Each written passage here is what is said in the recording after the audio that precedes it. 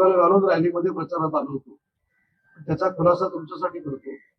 पुन्हा डॉक्टरने मला तो गॉगल लावायला सांगितलेला आहे. नाहीतर लोणावळ्यात आले, पर्यटन स्थळाच्या ठिकाणी आले आणि उदय सामंत गॉगल लावून फिरले, असं व्हायला नको म्हणून मी आपाप खुलासा एवढ्यासाठीच केला.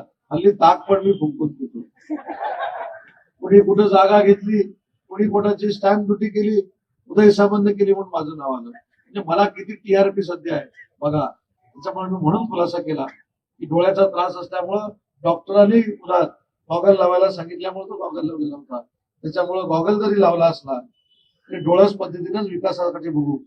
जसं काळं दिसतं गॉगल मधनं तसं काय काळा कारभार आमचे नगराध्यक्ष आणि नगरसेवक करणार नाहीत, हा शब्द तिथल्या सगळ्या नागरिक बंधू भगिनींना देतो. आज मोठ्या संख्येनं आपण आमच्या रॅलीमध्ये उपस्थित राहिला त्याबद्दल देखील धन्यवाद देतो.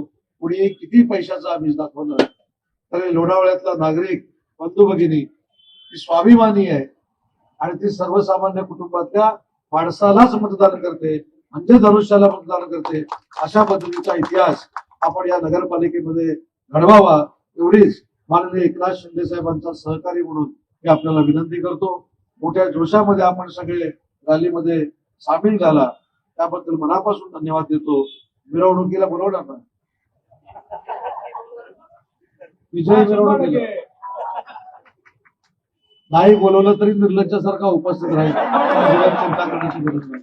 पण आपण तुमच्या नेतृत्वाखाली लोणावळ्याचा विकास हा कुठेही कमी पडणार नाही. तो औद्योगिक विकास असेल, शैक्षणिक विकास असेल, पर्यटन विकास असेल किंवा नगर विकासाचा विकास असेल, अशा